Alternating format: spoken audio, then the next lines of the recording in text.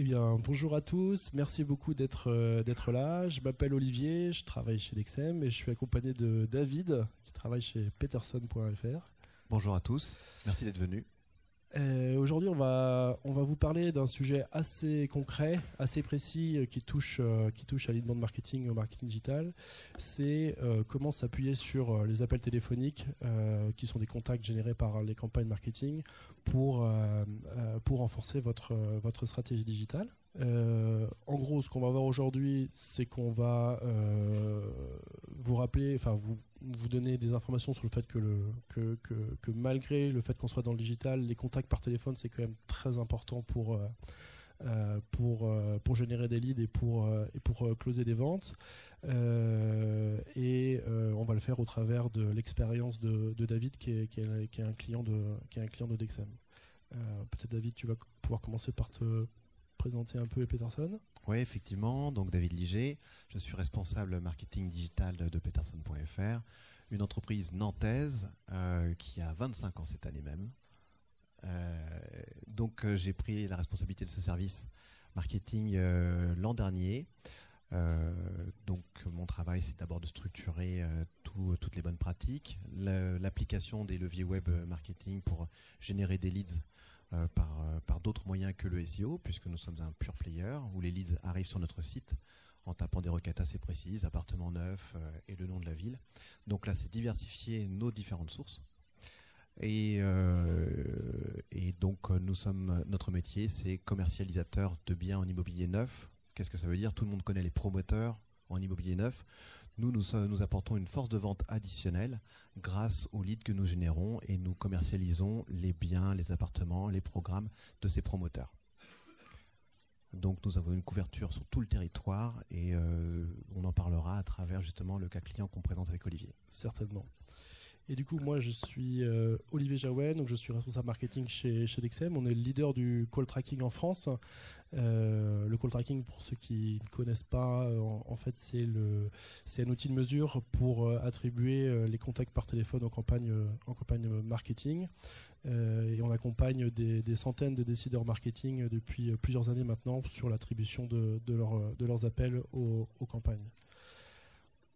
On va rentrer dans le vif du sujet de la conférence qui est du coup le cas client de Peterson.fr. Je vais juste en préambule rappeler que pour Peterson, il y a vraiment l'importance de l'accompagnement de ses clients dans la relation commerciale qui est une valeur assez forte de l'entreprise. Oui, effectivement. Alors ça, c'est quelque chose qui nous caractérise. On a une approche de notre métier qui est basée sur l'humain. L'achat d'immobilier, c'est avant tout des projets de vie. On traite autant de la vente de résidence principale, résidence secondaire, que d'investissement locatif. Et c'est vrai que c'est une chose sur laquelle on est assez reconnu, notre accompagnement. Les vendeurs sont assez bien notés d'ailleurs, on a une bonne satisfaction client tout au long du parcours qu'ils ont. Et bien le premier contact qu'ils ont, même si les leads viennent du web, principalement, c'est un contact humain par le téléphone, c'est un sourire. C'est un service client et ensuite ça se passe tout au long des différents rendez-vous que nos vendeurs ont avec leurs prospects et ensuite leurs clients. Et ça, c'est quelque chose c'est une valeur à laquelle on attache beaucoup d'importance, l'accompagnement. Je pense que c'est important de le préciser parce que justement le téléphone, de mon expérience, que Dexem est une entreprise qui a une vingtaine d'années, c'est qu'à un moment donné, on s'est dit, bon, est-ce qu'on pourrait se passer du téléphone dans le digital? Et ce que nous, on observe depuis de nombreuses années, c'est qu'en fait, il y a un peu une forme de retour en force du téléphone, parce que justement, ça permet d'avoir des contacts à haute valeur ajoutée, humanisés, directs, entre une marque et ses clients. Finalement, la vente à distance, ça a un peu éloigné les marques et leurs clients. Et le téléphone, c'est un canal qui permet aux entreprises de recréer du lien humain entre les clients, les prospects et l'entreprise. Alors, dans le cas de Peterson, le contexte, c'est que David, tu es arrivé pour mettre en place une stratégie marketing digitale. Tout de suite, on t'a demandé d'être assez rigoureux sur une démarche héroïste pour reprendre un peu les buzzwords du moment. En tout cas, de t'assurer que ce que tu allais mettre en place allait bien apporter des retours, allait bien être efficace pour l'entreprise. Oui, alors là aussi, c'est un gros point. C'est-à-dire que des investissements étaient consentis sur les leviers web marketing qui étaient déployés avant mon arrivée, mais on ne savait pas comment mesurer l'impact que nos leviers avaient. C'est-à-dire que, grosso modo, aujourd'hui, on génère à peu près 20 000 leads par an, et tout c'était considéré comme soit du web formulaire, donc ils arrivaient sur notre site, ou sinon du flux téléphonique. Mais il y avait peu de connaissances sur, ok, à travers le formulaire web, qu'est-ce qui vient des Google Ads? Qu'est-ce qui vient de Bing, si on en fait? Qu'est-ce qui vient des portails immobiliers? Qu'est-ce qui vient de Facebook, si c'était encore utilisé d'ailleurs? Qu'est-ce qui vient de toute la stratégie sur nos réseaux sociaux? Et donc en fait, il y avait très peu d'informations. Et l'un des points qui était donné dans notre feuille de route par la direction, c'était, écoute David, tu es là aussi pour mesurer chacun de tes leviers sur les différents canaux. Donc le formulaire web et ensuite sur le téléphone. Pas une mince affaire quand on ne connaissait pas encore Dexem. Donc du coup, tu as un petit peu anticipé la slide sur les problématiques. Comme tu viens de le rappeler, comme tu viens de le dire, l'un de tes enjeux, c'était de bien pouvoir mesurer toute l'origine des leads que vous générez, que ce soit par des formulaires ou par les appels, pour pouvoir les attribuer aux bonnes campagnes marketing, et du coup, s'assurer que tous les investissements qui avaient été débloqués par la direction étaient optimisés ou utilisés de manière efficace le plus possible. Oui, effectivement, et je veux juste rajouter aussi un point, c'est qu'il y avait une question principale donnée par la direction, en tout cas dans cette feuille de route, c'était « mesure-moi ». Mais en gros, ils ne savaient pas ce qui était possible de mesurer. Et là, quand on s'est rencontrés, c'était on va mettre en place le call tracking pour dire « ok ». Et là, c'est une sorte d'évangélisation, d'acculturation auprès de la direction. C'est voilà ce que l'on va pouvoir faire aujourd'hui avec Dexem sur le call. Ce qu'on ne faisait pas sur le formulaire, on le met en place maintenant, pas de problème, mais sur le call, on va pouvoir aller un cran plus loin. Et ça, je le reprécise, notamment pour la constitution des budgets, pour dire ok, ça c'est efficace, ça ne l'est pas. J'acculture pas mal ma direction sur le sujet et l'ensemble des salariés, des commerciaux, et ce sont des choses plutôt intéressantes.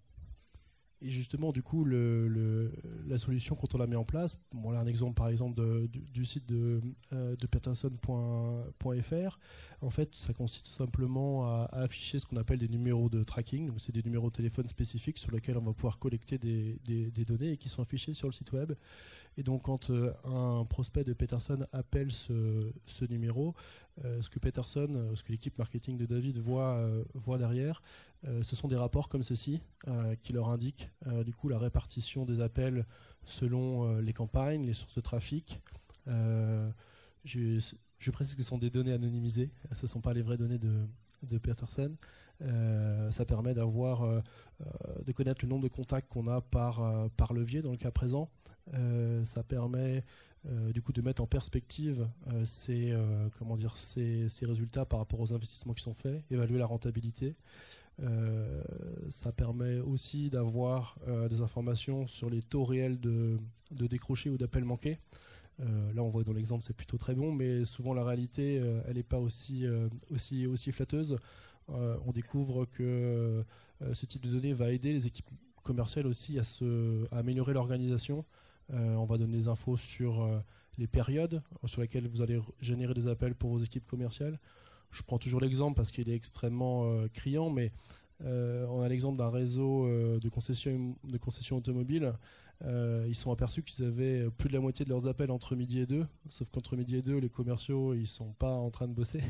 Et donc, du coup, ce qu'ils ont fait, c'est qu'ils ont mis en place une astreinte commerciale le midi. Et en fait, ils ont réduit leur nombre d'appels total parce qu'ils ont évité des tonnes de rappels. Ils ont pu qualifier des leads beaucoup plus tôt.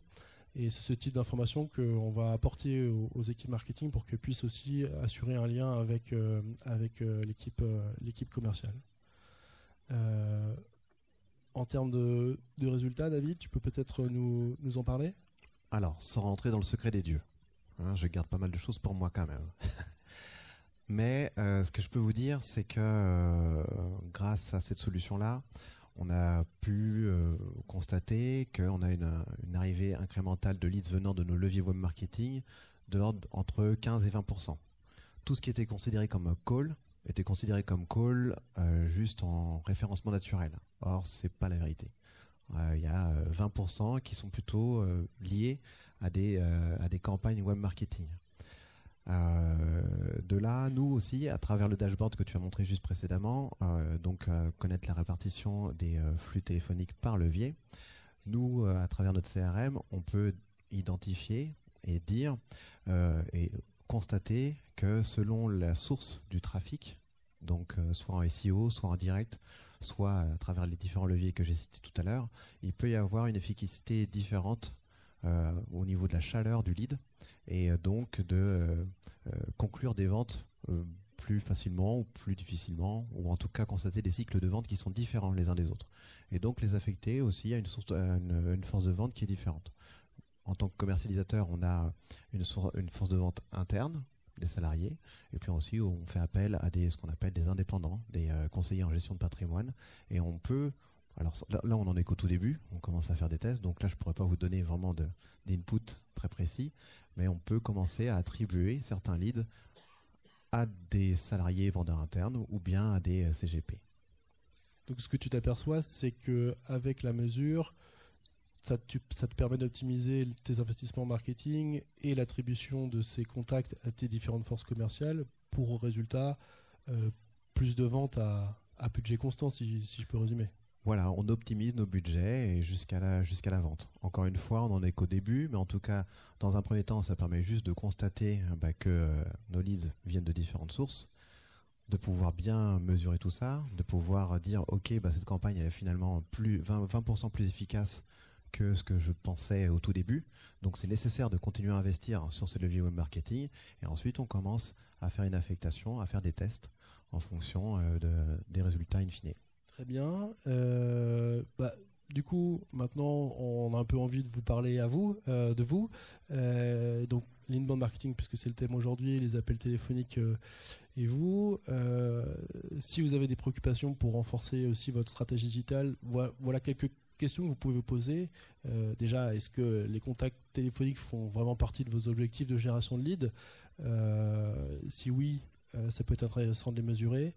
Est-ce que vous investissez dans de nombreux programmes marketing, qu'ils soient digitaux ou non, et que vous souhaitez en améliorer l'efficacité et la rentabilité ? Et si vous souhaitez avoir plus d'infos sur les appels de vos prospects, on va essayer de répondre à vos questions là maintenant. Et puis aussi, on a un petit stand en bas, donc vous pouvez passer nous voir aussi cet après-midi si vous avez des questions complémentaires. Moi j'ai deux questions. La première c'est... vous arrivez à déterminer la provenance des appels par campagne marketing. Vous faites comment ? Vous donnez, c'est-à-dire si l'utilisateur est venu sur le site à travers un Google Ads, vous donnez un nouvel alias de numéro, enfin un alias de numéro différent de s'il est venu par du référencement naturel, etc. Ou comment ça se passe concrètement ?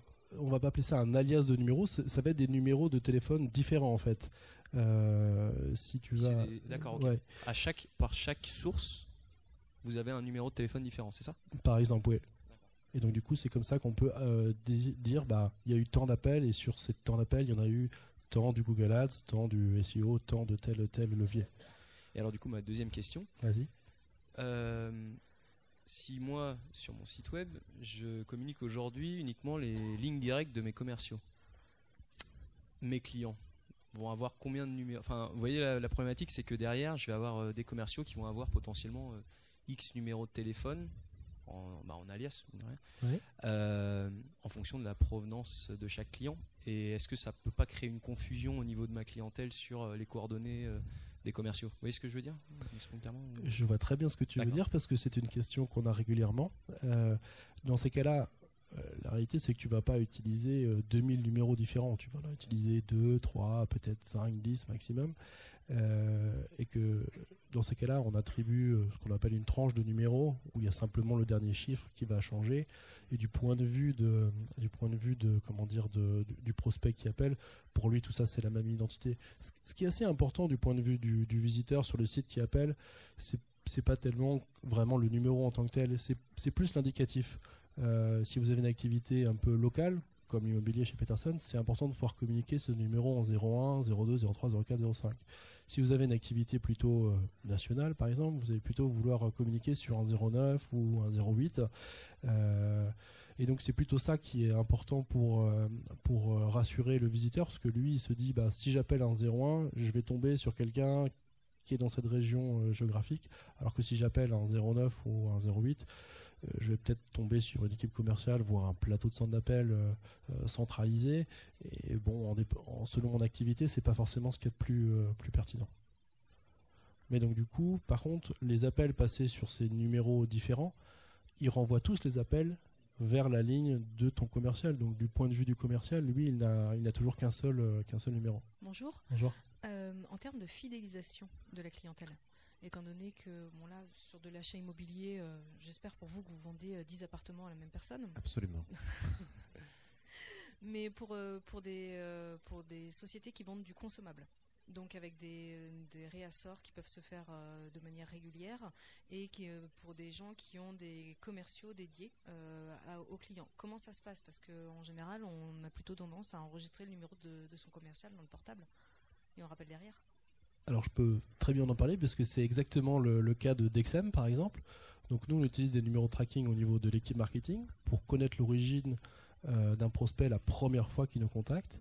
Puis une fois qu'il nous a contacté, donc il est traité par quelqu'un de l'équipe commerciale, qui là lui communique sa ligne directe de commercial. C'est-à-dire que sur notre site web, on communique sur le numéro de l'entreprise, le prospect est géré par un commercial, et le commercial lui donne sa ligne directe. Parce que du coup, ce qui nous intéresse, c'est d'essayer de comprendre quelle est l'origine du premier contact. Après, tout ce qui est la fidélisation, les upsells, etc., c'est purement commercial, et on va dire que le marketing a moins d'objectifs sur ces activités-là, et donc c'est le commercial qui va gérer avec sa ligne directe. Est-ce qu'il y a d'autres questions ? Donc là, on a vu que le tracking, vous le faisiez donc, avec des numéros que vous générez. Le numéro historique de l'entreprise peut être inclus dans le tracking aussi en plus ou pas ? Oui, mais c'est compliqué parce que ça nécessite de faire une portabilité de numéros, et ce sont des processus vis-à-vis des opérateurs, donc c'est un peu indépendant de nous, qui sont quand même assez complexes. Honnêtement, ça représente moins de 1% des cas d'usage qu'on fait aujourd'hui. Le call tracking, c'est plutôt un dispositif qui vient en amont des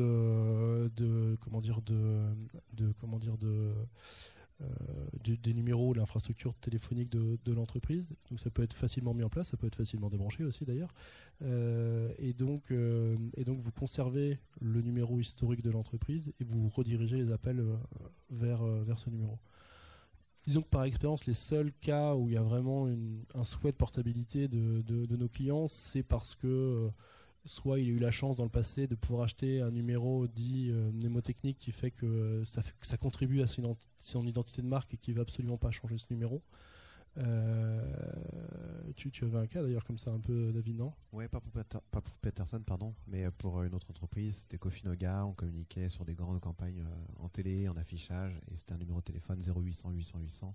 Celui-là, on ne pouvait pas se permettre de le perdre, et on l'utilisait que en télévision ou que en affichage par période précise, et on le mesurait de toute façon en l'état. Bonjour. Bonjour. J'aurais deux questions à vous poser. La première, est-ce que vous êtes intégré avec des logiciels de CRM type HubSpot, etc. Oui, bien sûr. Donc on est intégré avec certains, on va dire CRM connus du marché, dont HubSpot, Salesforce et les plus gros. On a des connecteurs dits productisés.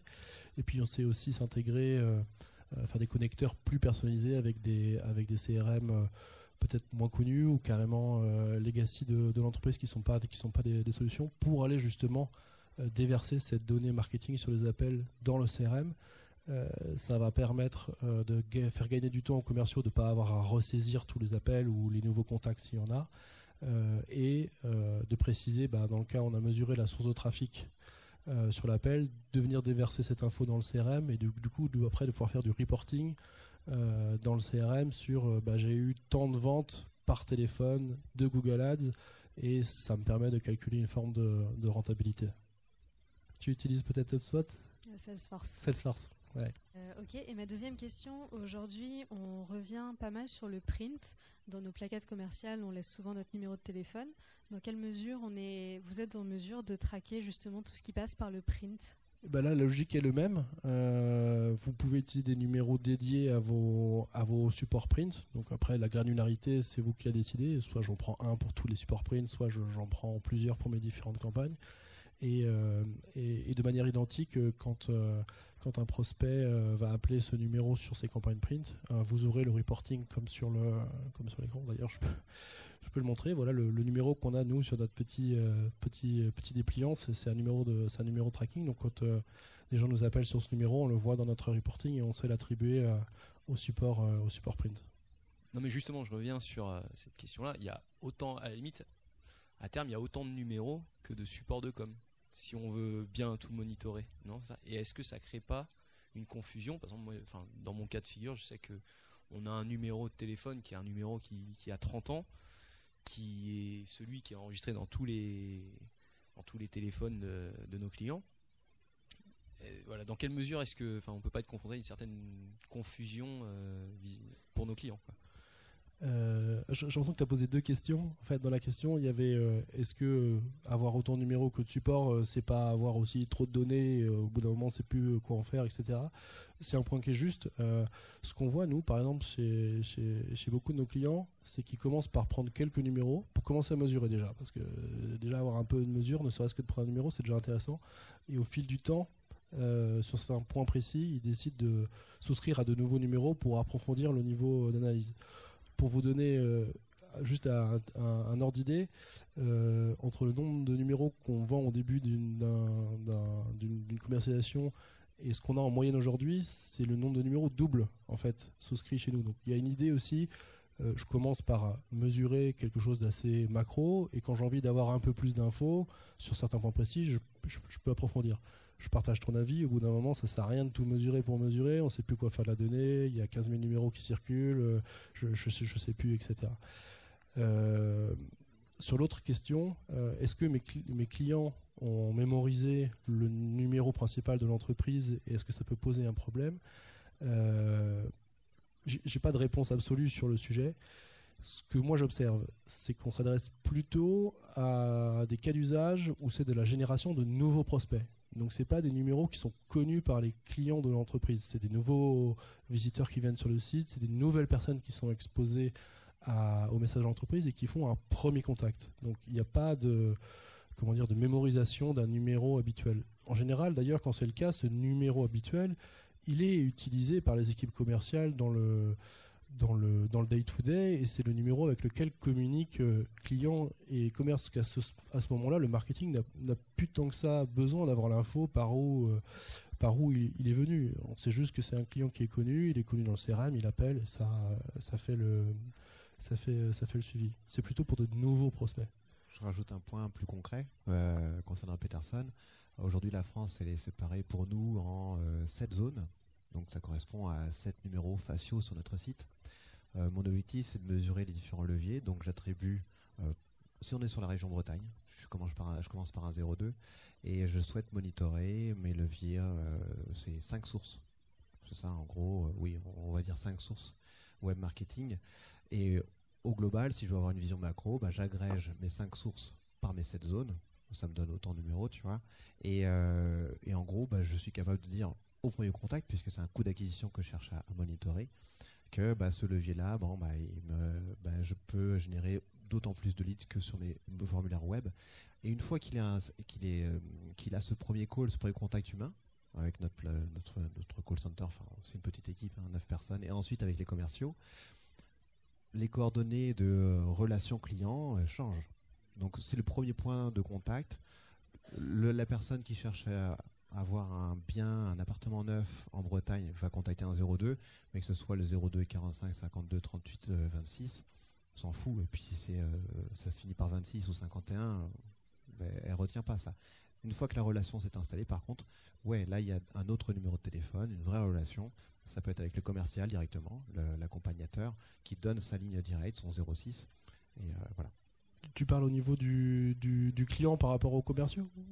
Oui, comme le dit David, une fois qu'il est rentré dans on va dire, la relation commerciale avec l'entreprise, il a son contact principal, éventuellement sa ligne fixe, sa ligne mobile, mais en tout cas, il ne passe plus par les numéros faciaux de l'entreprise sur les supports marketing. Il n'appelle plus, entre guillemets, le numéro du standard, il appelle son commercial, donc il utilise le numéro de son commercial. Du coup, moi, je me posais la question du coût de cette solution. Est-ce que c'est en fonction du nombre de numéros de téléphone qu'on a et de tous les canaux qu'on a ? Oui, en partie, oui. Okay. Et du coup, pour le coût, peut-être vous voulez qu'on en discute après Non, bon, on peut en parler. On peut en parler un peu maintenant, même s'il faudrait du coup bien comprendre ton cas pour te donner une estimation précise. Pour être assez concret avec vous, c'est un outil de mesure, donc c'est pas un outil qui est extrêmement onéreux, puisque c'est un outil de mesure dans un dispositif plus complet sur lequel vous allez avoir d'autres investissements, votre site web, vos agences, les budgets paid sur des plateformes. C'est quelques dizaines d'euros par mois en général. D'accord, merci. Mais on peut en discuter plus concrètement après. Ouais. Bonjour, j'avais une petite question. Je voulais savoir si vos clients étaient plutôt B2B ou B2C, parce qu'en vous écoutant, j'avais plutôt la sensation que c'était un produit qui pouvait être utile pour le B2C, là où on a plutôt tendance encore à appeler beaucoup, etc., pour un produit ou un service, comme dans l'immobilier par exemple. Là où en B2B, j'ai la sensation qu'on n'appelle pas directement, justement, on attend plutôt d'être contacté. Alors on a les deux. Je dirais que l'appel téléphonique, de mon expérience, il se produit en général dans 3 cas de figure et souvent une combinaison des 3. Est-ce que ce que je voudrais acheter est assez cher ? Est-ce que ce que je voudrais acheter est assez complexe ? Est-ce que ce que je voudrais acheter est assez urgent ? Et quand c'est l'un de ces 3 raisons ou plusieurs de ces 3 raisons, alors prendre l'initiative d'appeler, qui est un effort quand même pour quelqu'un d'appeler une entreprise, on ne sait pas sûr qu'on va tomber, si c'est vont être sympa, s'ils vont décrocher, c'est quand même un effort. Et donc on le fait quand on a une bonne raison de le faire. Et on a de bonnes raisons de le faire à la fois en B2C et en B2B. On a beaucoup de clients dans le B2B aussi. Alors c'est un peu peut-être des marques un peu moins connues justement parce qu'elles sont dans le B2B. Donc on le peut-être que ça paraît moins flagrant, mais ça reste quand même important de pouvoir appeler. Pour vous donner une idée, parce que nous d'Exem on est dans le B2B, le canal qui nous génère le plus de contacts, c'est le téléphone et l'appel direct, pas la demande de rappel, puisqu'on a aussi des systèmes pour faire la demande de rappel. C'est juste que tu es sur le web, tu cherches, tu te dis voilà, là je suis prêt à avoir des infos. Si tu demandes de rappel, tu sais pas si tu vas te rappeler tout de suite, demain, par qui. Là, tu peux essayer d'appeler, tu peux essayer d'avoir, tu travailles peut-être dans le B2B. Ouais, complètement. Ouais. Quel secteur d'activité, par curiosité ? On est éditeur de logiciels. Ouais. Chez les éditeurs de logiciels, il y a beaucoup de contacts directs. On a beaucoup de clients dans l'édition de logiciels. Justement parce que c'est assez facile d'afficher un bouton appelez-nous sur le site web pour générer du contact et on a des bons résultats sur le volume d'appels. Ouais. Ok, parce que la sensation que j'ai, c'est que nous en interne, on a plutôt des demandes entrantes. Effectivement, on fait 70% de nos leads en inbound. En revanche, les appels sur le standard, c'est peut-être 2-3 fois par mois, quoi. C'est pas beaucoup. Rapporté au volume de leads au global, tu veux dire ? Ouais. Après, ça dépend peut-être de ton activité, de comment est présenté le bouton, le numéro sur le site web. Est-ce que c'est un CTA qui apparaît en disant on a vraiment envie que tu nous appelles ou non, on veut pas trop que tu nous appelles. Effectivement, c'est pas un gros numéro, surtout qu'on fait de l'inbound et de l'automation, donc c'est pas très visible. Ouais. Ça dépend quand même beaucoup de quel CTA tu essayes de mettre en avant. Si tu valorises plus ton numéro, si tu mets des petites indications du type on est ouvert de telle heure à telle heure, c'est des petits trucs assez simples, mais en fait ça augmente vraiment les taux de conversion. Donc, ça dépend vraiment si tu mets en avant le numéro, tu pourras avoir sans doute plus d'appels. Nous, ce qu'on s'aperçoit quand même pour compléter un peu, c'est que quand même un prospect qui appelle, comme c'est un effort, c'est un prospect qui est quand même assez chaud en fait. Et donc, comme je disais, on a plus d'appels que les autres canaux, et en plus le taux de conversion de ces prospects en clients est plus élevé que les autres canaux, parce que quand on appelle, on est quand même assez motivé pour appeler, donc on a une bonne raison d'appeler, et la probabilité de closer une vente derrière est assez, est globalement plus élevée. Bonjour. Une question peut-être plutôt pour Monsieur Ligier. Une fois que vous avez mesuré en fait les sources d'appel, vous en faites quoi? Quelles ont été les décisions que vous avez prises par rapport à ça concrètement?